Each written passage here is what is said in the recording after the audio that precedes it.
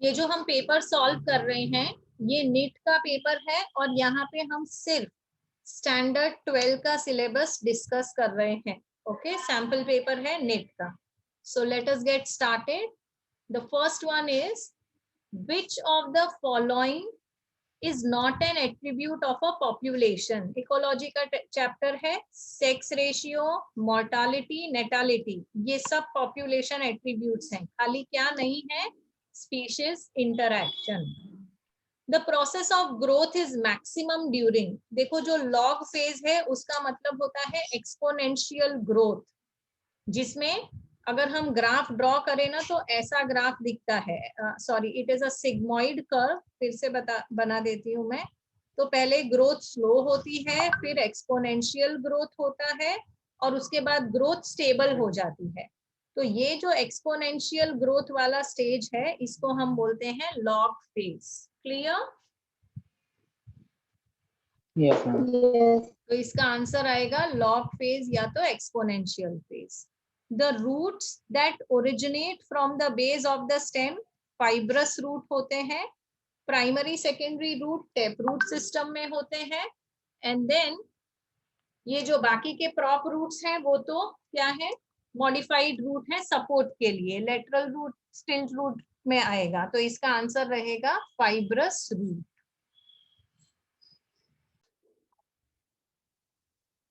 अब यहाँ पे देखो, पॉजिटिव ऑर्गेनिज्म और डिजीज चैप्टर 8 का क्वेश्चन है। तो आपको टेबल बना के इतनी चीजें तो लर्न कर ही लेनी है कि कौन से ऑर्गेनिज्म से कौन सा डिजीज होता है। तो टाइफॉइड का आंसर आ जाएगा साल्मोनेला टाइफी। न्यूमोनिया किससे होता है? हीमोफाइलस से होता है। फिलेरियसिस के लिए कौन सा वर्म रिस्पॉन्सिबल है? ब्यूकरेरिया। और मलेरिया होता है प्लास्मोडियम से। तो इसका आंसर हो गया 3 4 1 2, that is second option. Which of the following, आपको साथ साथ में ये भी आइडिया आ जाना चाहिए कि जब आप पढ़ाई कर रहे हैं नीट के लिए तो कौन से टॉपिक्स इंपॉर्टेंट हैं। फिर which of the following techniques embryos are transferred. तो ART असिस्टेड रिप्रोडक्टिव टेक्निक करके एक टॉपिक है जो आपका यूनिट 1 है, रिप्रोडक्शन। मैंने आपको पहले भी बताया था इसमें क्या क्या जानना जरूरी है। सारी टेक्निक के आपको फुल फॉर्म पता होना चाहिए और ये पता होना चाहिए कि क्या ट्रांसफर हो रहा है और कौन से स्टेज पे ट्रांसफर हो रहा है। क्या वो जाइगोट है? क्या वो एम्ब्रियो है? एम्ब्रियो है तो कितना सेल वाला एम्ब्रियो है? 8 सेल स्टेज है, 16 सेल स्टेज है, क्या है? ठीक है। तो व्हेन आई से ZIFT, जाइगोट इंट्राफेलोपियन ट्रांसफर, इसमें जाइगोट ट्रांसफर हो रहा है जिसको हम एम्ब्रियो बोल सकते हैं क्योंकि फर्टिलाइजेशन हो चुका है। IUT इंट्रा यूटेराइन ट्रांसफर, इसमें भी एम्ब्रियो ट्रांसफर हो रहा है। बाकी एक भी ऑप्शन इसके सही नहीं है। क्यों नहीं सही है? क्योंकि यहाँ गैमेट ट्रांसफर हो रहा है, यहाँ स्पर्म इंजेक्शन हो रहा है और यहाँ भी गैमेट ट्रांसफर हो रहा है। तो correct answer is ZIFT and IUT. Okay, next statement is identify the wrong statement with reference to gene I. अब gene I ABO blood group को कंट्रोल करता है। ये किसका एग्जाम्पल है? ये मल्टीपल एलिलिज्म का एग्जाम्पल है जो अभी अभी 12th स्टैंडर्ड में आए हैं। चैप्टर 5 का क्वेश्चन है ये। तो मल्टीपल एलिलिज्म का एग्जाम्पल है ABA ब्लड ग्रुप। अब यहाँ लिखा है I has 3 एलील्स। सही बात है, उसकी 3 एलील्स है, I, IA और IB। हमको क्या फाइंड करना है? रॉन्ग स्टेटमेंट फाइंड करना है। A person will have only 2 of these 3 alleles, ये भी सही है। या तो AB होगा या II होगा। So we follow a diploid condition। तो कोई भी 2 alleles प्रेजेंट होंगे। जब A और B दोनों प्रेजेंट है, they express same type of sugar, ये गलत बात है। A will represent a different type of sugar and B will represent a different type of sugars। दोनों जो शुगर रिप्रेजेंट कर रहे हैं वो सेम नहीं है, वो अलग है। तो अगर मुझे रॉन्ग स्टेटमेंट उठाना है, आज ये लोग सारी सब्जी यहीं बेच के जाएंगे। अगर मुझे रॉन्ग स्टेटमेंट इसमें से पिक करना है तो ये है ये स्टेटमेंट करेक्ट है। I does not produce any kind of sugar, वहां पे आरबीसी मेम्ब्रेन में कोई शुगर नहीं होता है। So your answer is C. कोई डाउट किसी को? नहीं। चलो आगे बढ़ते हैं।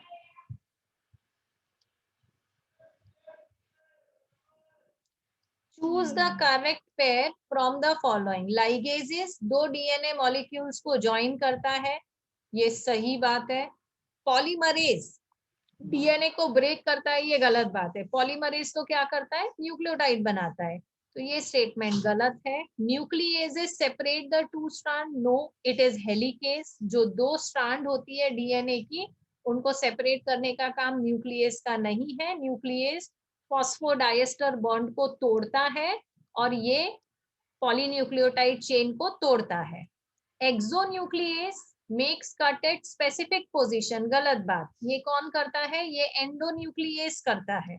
एक्सोन्यूक्लियस क्या करता है? साइड साइड में से न्यूक्लियोटाइड्स को चॉप करता जाता है। स्पेसिफिक पोजीशन जिसको रिकॉग्निशन सीक्वेंस बोलते हैं, यहाँ पे कौन क्लीव करेगा? यहाँ पे एंडोन्यूक्लियेसेस क्लीव करेंगे। तो आपका राइट आंसर है ये। क्लियर? यस। अब यहाँ पे हमको मैच देखना है। देखो हमने एक भी शायद वाई लिंक्ड डिसऑर्डर नहीं पढ़ा है। कलर ब्लाइंडनेस है, but then haemophilia is not Y linked. Haemophilia कैसा है? Haemophilia is X linked disorder, तो ये तो गलत हो गया। Phenylketonuria autosomal dominant trait. Dominant trait कोई पढ़ा ही नहीं है हमने, सारे रेसेसिव पढ़े हैं। Sickle cell anaemia is autosomal recessive trait on chromosomal 11, ये सही लग रहा है। और thalassaemia is it X linked और it is autosomal disease? Autosomal disease. वो ऑटोजोमल है, तो फिर ये वाला भी सही नहीं है। तो आपका आंसर आ गया सिकल सेल अनीमिया, जो कि ऑटोजोमल रेसेसिव ट्रेट है और उसके जीन्स कहाँ होते हैं? क्रोमोसोम नंबर 11 पे होते हैं। Okay now we come to question number 9. The sequence of events mentioned below is symbolized by alphabets. Choose the correct answer where the alphabets are matched with the processes. तो RNA, DNA, and then you have messenger RNA, and then you have polypeptide. आपको बताना है कि ये हर एक चीज कौन से प्रोसेस में काम आती है। इसको हमने अल्फाबेट दे दिया ABCD। अब देखिए A for replication. Replication of DNA क्या होता है? रेप्लिकेशन में डीएनए से डीएनए बनता है। What is replication? डीएनए से दूसरी डीएनए की कॉपी बनती है। तो ये उसमें तो आरएनए तो आता नहीं है, तो ये ऑप्शन आपका हो गया गलत। ए है रिवर्स ट्रांसक्रिप्शन। रिवर्स ट्रांसक्रिप्शन में क्या होता है?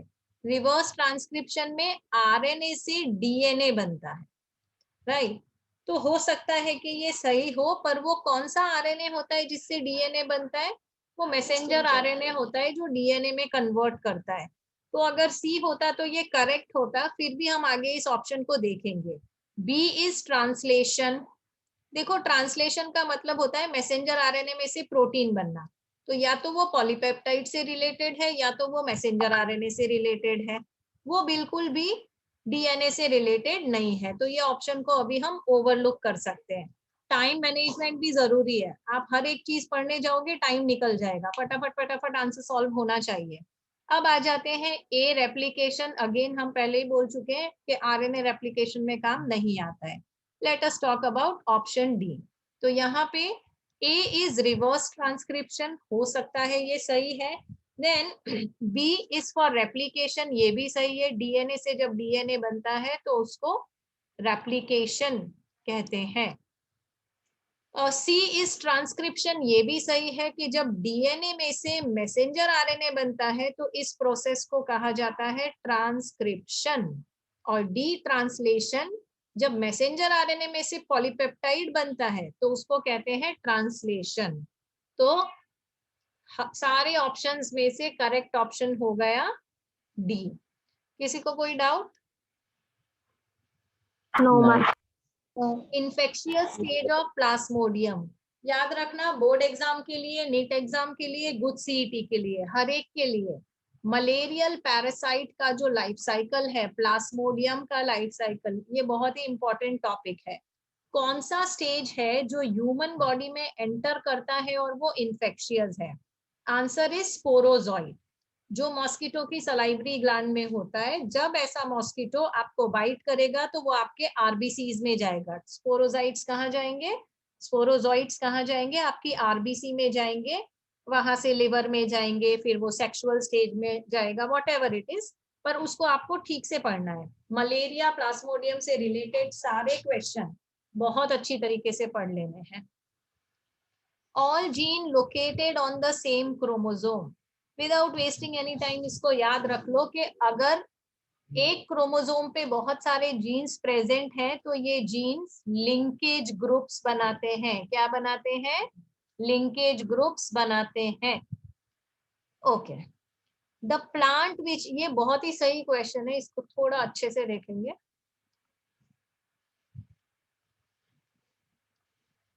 The plant which consists of two generations, one within the other is, अब देखो यहाँ पे हम बात कर रहे हैं pollen grains inside the anther। अब pollen grain क्या है? pollen grain मेल गैमेट है। एंथर कोई जनरेशन नहीं बता रहा है, एंथर तो ऑर्गन है, ठीक है। तो मेल गैमेट यहाँ पे सिर्फ एक ही जनरेशन प्रेजेंट है, इसलिए ये वाला आंसर सही नहीं है।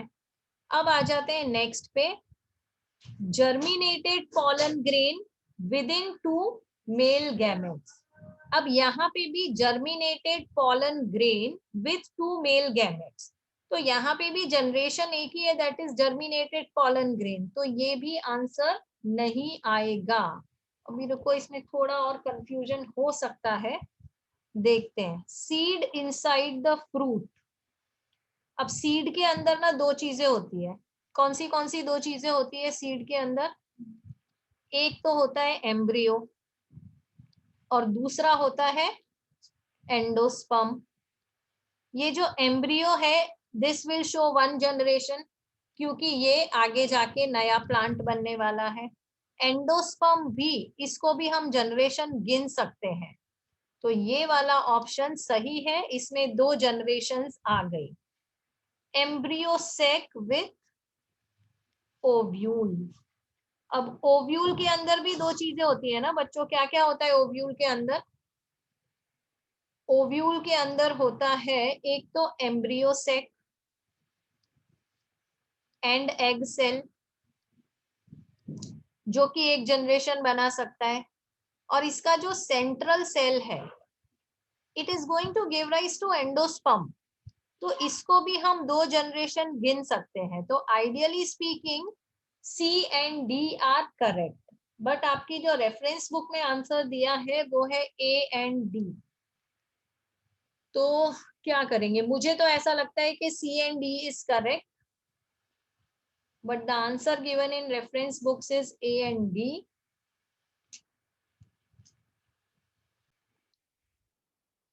अब एक काम करते हैं, इसकी कंफ्यूजन को हटाते हैं। सो लेट अस कंसीडर कि अगर एंथर और पॉलन दो जनरेशन बताते हैं, तो फिर एम्ब्रियो सेक और ओव्यूल भी दो जनरेशन बताने चाहिए। तो यहाँ पे हम ये दोनों को पिक कर लेते हैं और आंसर रख लेते हैं A and D। Clear? Yes. Okay, let us go to the next question. Conditions of karyotype, chapter 5 का क्वेश्चन है। जब क्रोमोसोमल नंबर चेंज हो जाता है क्रोमोसोमल डिसऑर्डर में, तो हो सकता है कि एक ही क्रोमोसोम चेंज हुआ, और हो सकता है कि पूरा क्रोमोसोम पेयर चेंज हो गया। तो क्या करेंगे? Which one is correct? तो व्हेन यू से एन्यूप्लॉइडी, एन्यूप्लॉइडी मतलब हर तरह का क्रोमोसोमल डिसऑर्डर, यानी उसमें एक में गड़बड़ है या दो में गड़बड़ है, वो दोनों उसमें कॉमनली हम बात कर सकते हैं उसके बारे में। तो aneuploidy is the answer, because the chromosomal disorders that are caused due to addition or deletion of chromosome is known as aneuploidy। अच्छा, ये क्यों होता है? एन्यूप्लॉइडी क्यों होती है बताइए, मैंने बताया था चैप्टर पढ़ाते वक्त। सेल है आपका, क्या लेना है बोलो, गोभी है, खजूर है, टमाटर है, सब कुछ है। ओके, सेल डिवीजन के वक्त मेटाफेज होता है जब सारे के सारे क्रोमोसोम इक्वेटर में आ जाते हैं। अब क्या होना चाहिए, अब सेग्रीगेशन ऑफ क्रोमेटिड्स होना चाहिए, मतलब एक जाना चाहिए इधर और एक जाना चाहिए इधर, ठीक है। तो क्या होना चाहिए, आइडियली स्पीकिंग ये होना चाहिए कि दोनों पोल्स पे you should have equal number of chromatids, इस तरह से।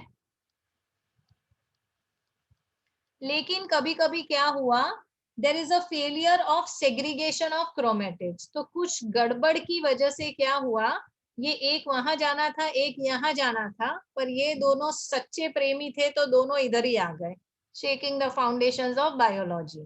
तो अब क्या हो गया, इसमें भी एन्यूप्लॉइडी हो गई और इसमें भी एन्यूप्लॉइडी हो गई। इसमें एन्यूप्लॉइडी क्यों हुई, because this will have 2n-1, और इसमें एन्यूप्लॉइडी क्यों हुई, because this will have 2n+1। समझ में आ रहा है आपको? हाँ। अगर और एक चीज हो सकती थी, पता है क्या हो सकता था, 2n+2 कब होगा, जब पूरी की पूरी पैर के साथ ऐसी गड़बड़ होती, ये दोनों यहाँ आ जाते तो ये क्या हो जाता, तो ये हो जाता 2n+2। इसको भी हम पॉलीप्लॉइडी एन्यूप्लॉइडी ही बोलेंगे, और ये हो जाता 2n-2। तो हमारा सही आंसर आएगा एन्यूप्लॉइडी, ठीक है। ओके, नेक्स्ट क्वेश्चन इज, अच्छा ये बाकी सारे जो है जैसे मोनोजोमी है, तो monosomy can justify one statement, it can not justify both the condition. तो मोनोजोमी नहीं, एलोप्लॉइडी नहीं, पॉलीप्लॉइडी नहीं, इट इज एन्यूप्लॉइडी। आगे बढ़ते हैं, विच of the following is incorrectly paired, Shahrukh Khan gene, SRY gene पहले भी मैंने बताया था किसके साथ कनेक्टेड है, Y क्रोमोसोम के साथ, SRY, so that should be on Y chromosome. अब यहाँ पे ये नहीं पूछा है सही क्या है, यहाँ पे ये पूछा है गलत क्या है, तो यही गलत है, सो दिस इज रॉन्ग। फिर भी बाकी के चेक कर देते हैं, 29.29-2 इज नलिजोमी, ये सही है। प्रोकैरियोट में न्यूक्लियोइड रीजियन होता है, न्यूक्लियस नहीं होता है, ये भी सही है। पॉलीटिन क्रोमोसोम्स ड्रोसोफिला में होते हैं, तो इनकरेक्ट स्टेटमेंट ये वाला हो गया। Next is, how many jeans control one trait. जब मैं पढ़ा रही थी मैंने बोला था कि इसको बहुत ध्यान से पढ़ना। प्लियोट्रॉपी, ABCD जीन्स हैं, सारी मिलके एक ही कैरेक्टर को, एक ही ट्रेट को कंट्रोल कर रही है, तो उनको हम क्या बोलेंगे, प्लियोट्रॉपी। ध्यान रखना यहाँ बात मोर देन वन जीन्स की हो रही है, अलील्स की नहीं हो रही है, जीन और अलील अलग अलग चीज है। तो pleiotropy is when more than one gene is controlling only one trait. इसके एग्जांपल्स हो जाएंगे कलर ऑफ स्किन, हेयर, आई। तभी इसमें ऐसा नहीं होता कि डोमिनेंट और रेसेसिव है, स्किन ऐसा नहीं होता कि सिर्फ या तो ब्लैक है या फेयर है, उसमें बीच में बहुत सारी ग्रेडेशंस आती है, वीटिश हो सकता है, डार्क हो सकता है, वेरी डार्क हो सकता है, राइट। सिमिलरली हेयर के कलर ग्रेडेशन होती है, लेंस, आई लेंस का कलर ग्रेडेशन होती है, तो इसका आंसर है प्लियोट्रॉपी। मल्टीपल अलीलिज्म की जब हम बात करते हैं, मल्टीपल अलीलिज्म का एग्जाम, यहाँ पे देखो अलील है, अलील और जीन दो अलग अलग चीज है, फिर से बता रही हूँ। तो व्हेन आई से मल्टीपल अलील्स, उसका एग्जांपल हो गया ABO ब्लड ग्रुप, क्योंकि 3 अलील्स थी जो यहाँ पे काम कर रही थी। व्हेन आई से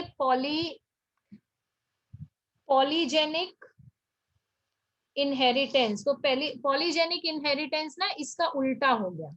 कैसे उल्टा हो गया मैं बताती हूँ। ओके, सो पॉलीजेनिक इनहेरिटेंस में क्या हुआ, बहुत सारी जीन्स हैं, नहीं वो तो फिर सेम ही हो गया, बहुत सारी जीन्स एक ही ट्रेट को कंट्रोल कर रही है, वो तो सेम ही हो गया। यहाँ पे क्या होगा, उल्टा होगा, trait is controlled by one और मोर जीन्स, मल्टीपल जीन्स, बहुत सारे ट्रेड एक ही दिन। हाँ, ऐसा होगा कि बहुत सारे, हाँ इसका तुम एग्जांपल भी मुझे बता सकते हो। एक जीन है जो बहुत सारे ट्रेट्स को कंट्रोल कर रही है, मैंने तुमको इसका एग्जांपल भी बताया था, बताओ कौन सा, याद करके बताओ। जब मैं चैप्टर 5 पढ़ा रही थी तब मैंने आपको एग्जांपल बताया था।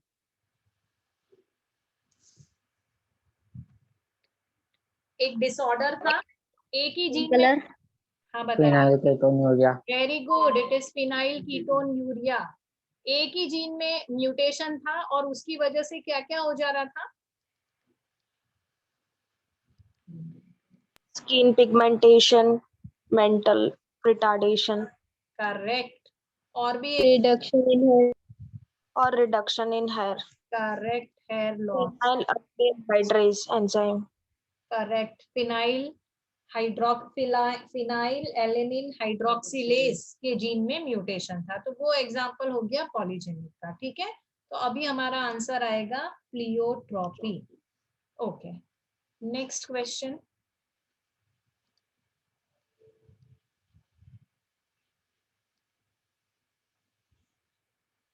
In gel electrophoresis, the DNA fragments can be visualized with the help of, ये हमने पढ़ा था कि हम जेल जब पॉलीमराइज करने रखते हैं तो उसमें एक डाई डाल देते हैं, इथिडियम ब्रोमाइड, और इथिडियम ब्रोमाइड जाके डीएनए के साथ रिएक्ट करता है, और ऐसे डीएनए को जब हम यूवी रेडिएशन में देखते हैं तो हमको ब्लू कलर के बैंड्स दिखते हैं। ओके, नेक्स्ट वाला रटने वाला क्वेश्चन है, पेलिंड्रोमिक सीक्वेंस। पेलिंड्रोमिक मतलब आप लेफ्ट टू राइट पढ़ो या राइट टू लेफ्ट पढ़ो, वो सेम ही पढ़ा जाएगा। तो इको R1 जो कि एक रेस्ट्रिक्शन एंडोन्यूक्लिएज है, उसका पेलिंड्रोमिक सीक्वेंस कौन सा है? ध्यान रखना, इट इज GAATTC, ये आपको रटना पड़ेगा। और ये पोलैरिटी भी याद रखना, 5 प्राइम टू 3 प्राइम। ठीक है, सी के बाद आई लिखा हुआ, वो गलत है, तो ये होगा GAATTC, और यहां से भी सेम चीज होगी GAATTC, that is why it is known as a palindrome. Okay, next question पढ़ेंगे। Identify the statement with regard to restriction endonucleases. Identify the wrong statement. आपको बताना है कि इसमें से गलत चीज कौन सी है। Each restriction enzyme functions by inspecting the length of DNA sequence. ऐसा तो कोई फर्क नहीं पड़ता डीएनए इतना लंबा है या इतना लंबा है, रेस्ट्रिक्शन एंजाइम जहां जहां उसका रेस्ट्रिक्शन साइट होगा वहां वहां पे क्लीव कर देगा, तो ये स्टेटमेंट गलत है।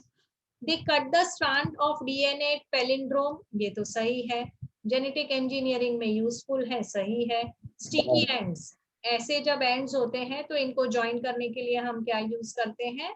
लाइगेजेस यूज करते हैं, तो इनकरेक्ट स्टेटमेंट ये है। Okay, next is just a minute, Karthik. Which of the following is put into anaerobic sludge digester for the further sewage treatment? जब भी ये वाला चैप्टर आप करोगे, सीवेज ट्रीटमेंट से जुड़ी हर एक डिटेल ठीक से पढ़ना, बहुत इंपॉर्टेंट टॉपिक है ये सीवेज ट्रीटमेंट। तो इसका आंसर आ जाएगा एक्टिवेटेड स्लज। जब मैं पढ़ा रही थी मैंने आपको एग्जाम्पल भी दिया था कि which of the following is put into anaerobic sludge digester। तो जो भी आपका कचरा है वहां पे डिकम्पोज हो रहा है, वहां पे हम एक्टिवेटेड स्लज डालेंगे, वो कैसा काम करेगा? दही में हम जो जामन डालते हैं ना, इनोक्यूलम, वैसा काम करेगा वो, ताकि फर्दर डाइजेशन हो सके। Okay, match the organisms used in biotechnology. Bacillus thuringiensis, नींद में से भी उठा के पूछो तो आपको आना चाहिए कि इसमें क्राई प्रोटीन होते हैं। Thermus aquaticus, thermo labile DNA polymerase, not thermolabile, पर जो बहुत हाई टेम्परेचर पे भी डीएनए पॉलीमरेज जो काम कर सकता है पीसीआर में जिसको यूज करते हैं, वो थर्मस एक्वेटिकस से आता है। एग्रोबैक्टीरियम ट्यूमिफेसेंस क्या है? क्लोनिंग वेक्टर है, प्लांट के लिए यूज करते हैं। साल्मोनेलिया टाइफिमुरियम, इसमें से पहला आरडीएनए बनाया था रिवर्स ट्रांसक्रिप्शन करके। तो इसका आंसर हो गया 4321 बी। ये रटने वाला क्वेश्चन है। रॉबर्ट में उसने क्या बोला था कि ग्लोबल स्पीशीज डाइवर्सिटी, कितने तरह के स्पीशीज हमारे अर्थ पे प्रेजेंट है? 7 मिलियन तरह के स्पीशीज। ये रॉन्ग भी हो सकता है, राइट भी हो सकता है, और चेंज भी हो सकता है जैसे जैसे नए स्पीशीज डिस्कवर होंगे।